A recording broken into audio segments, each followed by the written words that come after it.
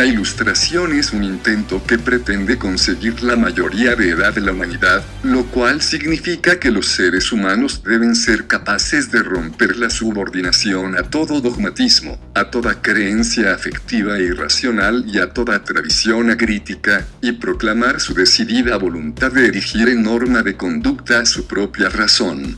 Por ello, la Ilustración es un movimiento que pretende la difusión de la cultura y los conocimientos, culturizar a todas las personas, poner las artes, las ciencias y las letras al alcance de todos los seres humanos, terminar con el carácter elitista de dichas manifestaciones y hacerlas llegar al pueblo, a fin de que cada persona, ilustrada por estas actividades, pueda ser dueña de su propio destino y participar consciente y críticamente en la formación del destino común de su sociedad. En este sentido, la Ilustración rechazó las religiones dogmáticas, la filosofía escolástica y la enseñanza fundamentada en los criterios de autoridad y procuró promocionar una cultura humanista, crítica, racional y laica, apoyada principalmente en las facultades humanas y en la observación de la naturaleza. Dicho movimiento persiguió como objetivos principales la eliminación de todo fanatismo, el establecimiento de una sociedad libre, igualitaria y tolerante y la realización de un programa conducente al bienestar y al progreso de todos los seres humanos. La Ilustración es un movimiento intelectual que va más allá del campo filosófico,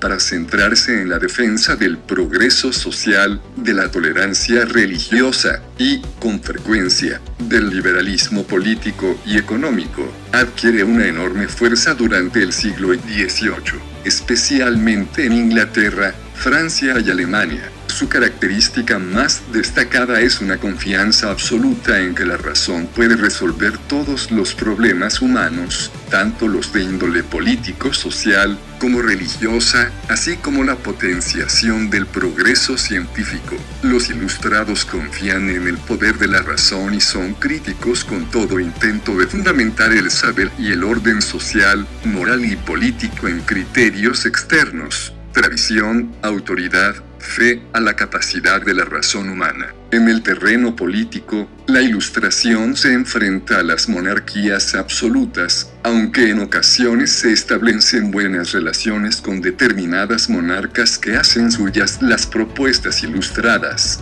dando origen al despotismo ilustrado. Los ilustrados confían en que la razón nos llevará a un conocimiento cada vez mayor de la naturaleza, puesta al servicio del hombre, a la vez que defienden una concepción universalista del hombre. El hecho de que la Ilustración sea un producto de varios países europeos con situaciones sociohistóricas distintas hace que en cada uno de ellos el movimiento ilustrado repercuta de manera diferente. Así, en Inglaterra, con un clima político sosegado, la Ilustración tiene un carácter empirista y está interesada sobre todo en las ciencias de la naturaleza y en la religión.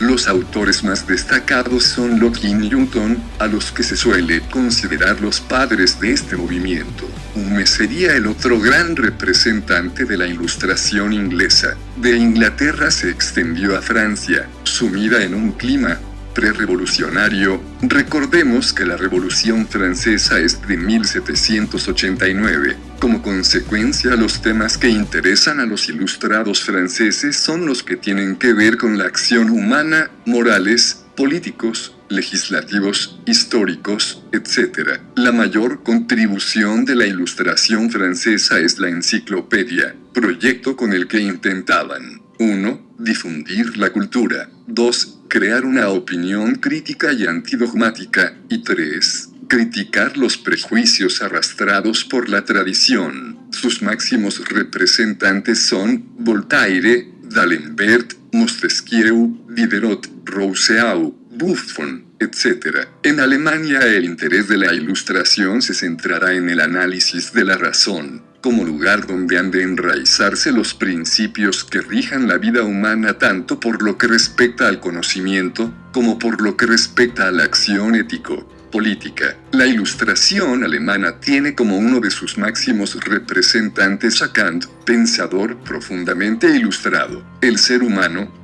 constituyó la cuestión fundamental de su filosofía. En ella trata de poner a la persona sobre sus propios pies, de incitarle a guiarse por su propia razón. A los ojos de Kant, la tradición, debido a unos u otros motivos, tendió a promover la obediencia ciega. Tanto el poder político, los reyes y gobernantes, como el religioso, las iglesias, han exigido aceptación y sumisión. En contra de esta situación, Kant solicitó libertad y razón. La libertad favorece la ilustración y esta la razón, por tanto, libertad y razón. La razón debe ser siempre libre, pues solo la razón libre puede contribuir a disipar las nieblas culturales y a lograr la emancipación, la mayoría de edad, del género humano. Por tanto, la tarea principal de la filosofía debe consistir en promocionar la libertad, proporcionando a cada persona la posibilidad de pensar por sí misma.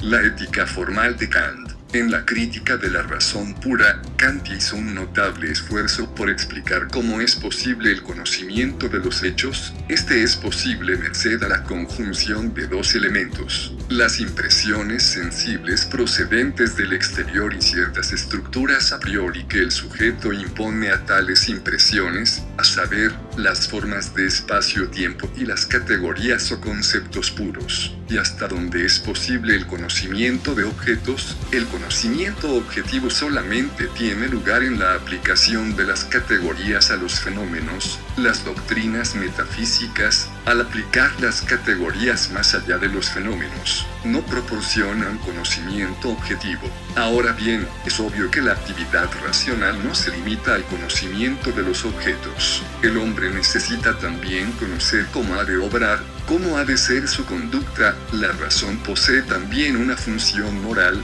en correspondencia con la segunda de las preguntas que Kant se hace: ¿qué debo hacer? La ética kantiana representa una auténtica novedad dentro de la historia de la ética. Esta originalidad puede ser formulada de la siguiente manera: hasta Kant, las distintas éticas habían sido materiales. Frente a todas ellas, la ética de Kant es formal.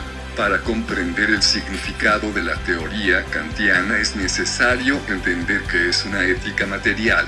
Una ética material es una ética con contenido, y tiene contenido en el doble sentido: A, en cuanto que establece un bien supremo o fin último, y B grande, en cuanto que dice lo que ha de hacerse para conseguirlo. Sus preceptos establecen conductas concretas a realizar.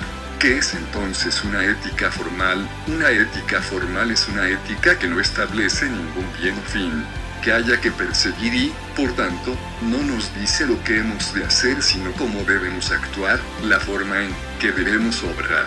La ética formal no establece lo que debemos hacer, se limita a señalar cómo debemos obrar siempre, trátese de la acción concreta de que se trate. Un hombre actúa moralmente, según Kant, cuando actúa por deber. El deber, según Kant, es la necesidad de una acción por respeto a la ley, fundamentación de la metafísica de las costumbres, es decir, el sometimiento a una ley, no por la utilidad o satisfacción que su cumplimiento pueda proporcionarnos, sino por respeto a la misma.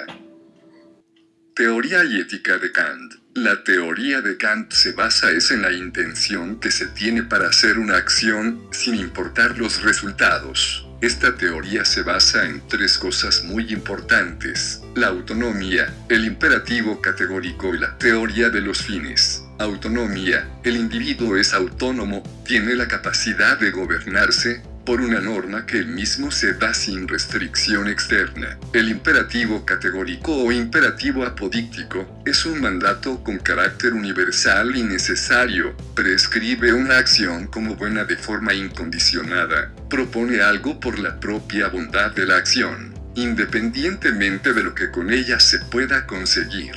Declara la acción objetivamente necesaria en sí, sin referirse a ningún propósito extrínseco. Para Kant solo este tipo de imperativo es propiamente un imperativo de la moralidad. Kant da a conocer las fórmulas del imperativo categórico, que son las siguientes. 1. Fórmula de la ley universal.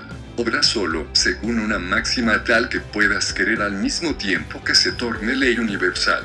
2. Fórmula de la ley de la naturaleza. Obra como si la máxima de tu acción debiera tornarse, por tu voluntad, ley universal de la naturaleza. 3. Fórmula del fin en sí mismo. Obra de tal modo que uses la humanidad, tanto en tu persona como en la persona de cualquier otro, siempre como un fin al mismo tiempo y nunca solamente como un medio. 4. Fórmula de la autonomía. Obra como si por medio de tus máximas fueras siempre un miembro legislador en un reino universal de fines. La teoría de Kant es una teoría formal y autónoma. Por otro lado, junto con la ética formal se encuentra el utilitarismo, que se puede decir que se confronta con la teoría de Kant. Esta teoría define un acto moralmente correcto en términos del daño o beneficio que causó. Por esta razón promueven las prácticas y acciones que resulten más benéficas para nosotros. Los rasgos sobresalientes son: 1. Considera que la felicidad es el único bien intrínseco, si es bueno por lo que es, los demás valores, la justicia, la libertad, honestidad son solo bienes instrumentales, a medida que causan felicidad. 2. Es consecuencialista, el valor moral de una acción depende solo de la bondad o perjuicio de sus consecuencias. 3. Juzgar el valor moral de una acción es juzgar el efecto que tiene sobre la felicidad en general. Esta teoría se caracteriza por una frase muy importante, que es la siguiente: el mayor bien, para la mayor cantidad de individuos. Utilitarismo versus ética de Kant. Kant dice que las éticas materiales son empíricas. Cualquier norma de una ética material puede explicarse y justificarse por una experiencia, pero ¿cómo puede la anécdota de un hombre generalizarse para dar una norma universal? Por esta razón no tiene valor absoluto. La voluntad del hombre está impulsada a actuar por deseos. La teoría de Kant se basa en la autonomía, no en los sentimientos, gustos o inclinaciones como en el utilitarismo, se basa en el uso de la razón.